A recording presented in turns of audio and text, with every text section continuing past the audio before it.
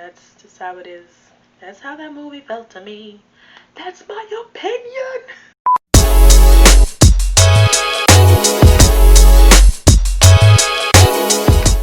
Hello and welcome back to my channel. That sounds weird to say. I'm Dom, but I go by Tony Marie online because why not? During quarantine, since we're still in quarantine, but early part of quarantine, I discovered Filipino movies. Anyways, I discovered international movies that weren't English, and I fell down the rabbit hole. They were getting my coins, they were getting my time. I was watching shit, I was invested, and I was like, let me put y'all on, because some of these were not that good. Probably a waste of my time, but hey, here we are. So the first one we're going to talk about is Can't Help Falling in Love with You. It's a rom-com. If I'm supposed to compare it to another rom-com that I know, I compare it to Leap Year with Amy Adams, or Isla Fisher. Her. It's on Netflix. It has two in real life couples on screen now. And I was like, oh. I figured that out after I watched it, though. I didn't know that going in. That's just not knowledge I just had. I just felt like the chemistry was there. I was like, maybe they're really a couple in real life. And I googled it and they were. So it has Catherine and Daniel. They're playing Dos and Gab. And Gab was in a relationship, but she accidentally got married one drunken night to Dos. They go through mishaps together to try and get the divorce. And while they're trying to get the divorce, they fall in love for real. That's what the film was. I was supposed to give it a rating. I'd give it a solid 7. There's some editing choices that they made that just didn't work for me, and there were some directions that the film went that just the angles didn't work for me. But I could tell it's going to be lighthearted because of how it was filmed and how the music played and the lighting. So if you're into a lighthearted film, you want a little rom in your life. It's more rom than com, but give it a try and let me know what you think. Next film on my list is Bride for Rent. This is also on Netflix and has two in real life couples again on screen. And I realize that's a thing that they do a lot in Philippine movies. Like a lot of the on-screen couples are actually couples in real life. This one was very Wattpad-esque, if I do say so myself. Ryan, I think his name is like a rich guy, and he tries to dupe his grandmother by getting Kim, who is an actress named Rocky. And the only reason I remember her character name is because she always goes, "Hi, I'm Rocky." And that was the only thing in this whole thing that I actually laughed at. The acting is very over the top and dramatic with her, and very underwhelming with him. So I'd give it a 6. Would I watch it again? I've watched it twice, I think, or 3 times. So maybe if I'm bored again, I'll give it another watch. If I'm supposed to compare it to something we know domestically, I would compare it to a made-for-TV movie. That's really where I saw the level. I would compare it just overall. The acting, the directing, the editing, the concept was at the same level as Holidays in Handcuff with Melissa and Mario Lopez. That's where it is. Or the one with Melissa and Joey, Fake Fiance. That's where it is. That's where I see that movie. It's like a made-for-TV movie, like something you'd see on ABC Family randomly on a Saturday afternoon or Saturday night, if you have no life like myself. So that is where I would put it. This one on my list is 24/7 in Love. Now this one, you're gonna be like, damn Dom, you either got money to waste or you're really bad at finances. And it's the second thing. I have really bad at finances because I spent an extra $3.99 off my paycheck to watch this film. Again, I told you I was in a deep rabbit hole. Whenever something finds my interest, I am in a deep rabbit hole until I lose interest, no matter what it is. 24/7 in Love, if I'm supposed to compare it to a domestic film or a film filmed in English, I'd compare it to Valentine's Day with all those star-studded people. That's what this is. Or like New Year's Eve. Like that's what it is. Like a bunch of stories in one. You don't get any form of feeling. You don't root for any couple because you only see the couple for like 20 minutes of the film or 25 minutes of the film. How long is this film? Does it tell me?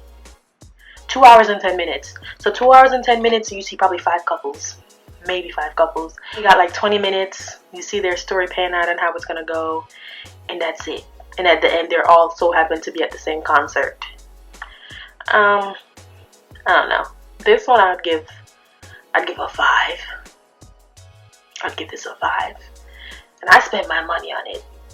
Like, Amazon Prime gave me access to this movie for 48 hours. I watched it once and went, what the fuck? I want my money back. So yeah, it's very Valentine's Day-esque. You don't root for anybody because you don't see them long enough to root for them.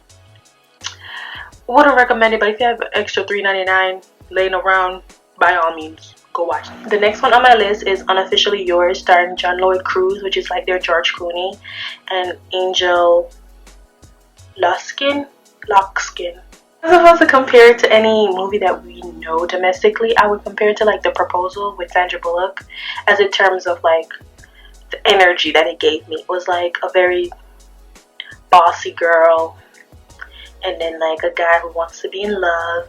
But I would give the film a 6 because it was pushing it. Like, she was acting it really well, but she was a bitch to me. Something just didn't sit right in my spirit with her. And that's probably why I'm giving the film such a low rating. And John Lloyd Cruz just felt like a pussy. Like, he just felt like a pansy. It didn't make me want to root for them. Like, it just felt like they were playing the characters a little bit too on the nose, and it was just like, But I would change my rating over one thing and one thing only, like her backstory in the film of why she's a bitch and doesn't want to be in love and stuff like that was really touching. Like, she was in like their LA, I guess you would say, the LA of Philippines, living with her boyfriend. She got hit by a car, got paralyzed from the waist down, and he left her, and she had to literally, she said, like, it felt like she was crawling back home. Like, she couldn't walk. She was homeless and she was trying to get home. And I was just like, wow, like, I would be a bitch too for love if that shit happened to me. So I understand where she's coming from, but it still was just like on the nose with the characters for me. And yeah, but this was a little bit more PG-16 on the list. There's a lot of incidences where they're having sex, you know, like how rom-coms do, the having sex, where it's just like things are falling off the wall on the other side, you hear noises but you never see anything, that type of thing. So yeah, this one I actually spent money on too. This was another $3.99. On my list is I'm gonna practice this one, Bakit Hindi Ka Crush and Crush Mo. It says romance drama. Ain't no drama in this. It's a rom-com, and it stars the same people in Bride for Rent, Zion Lim and Kim Chu. A little bit more Wattpad-esque than the rest. It's like boy meets girl, girl is the ugly duckling, boy fixes up the girl, realizes she is gorgeous, and starts to fall in love with her, and they end up together, that type of shit. It's one of those type of stories. Apparently it's off a self-help book. Who knew? I'd give this a 7. It was funny, but probably not for the reasons why it should be funny. It wasn't like the script was funny. It was just like, oh my gosh, this is hella corny. So if you're really into corny shit, this list is all for you. But yeah, this one was hella corny. I would watch it again if it was on Netflix. I'm not spending another $3.99 on nothing like this. I'm not doing that for what? This one, Kim's, she's a little bit more neutral. Like, she still has a lot of animation. I just feel like that's how she acts, and so all her characters always come off like Jim Carrey-ish, like and boo. It just doesn't make sense to me sometimes. I have one more. The other one is You're My Boss. This one's plot is like The Proposal. Like, she is actually the boss, but the guy who she's trying to close a deal with doesn't want to talk to a girl. Misogyny, if I ever say so.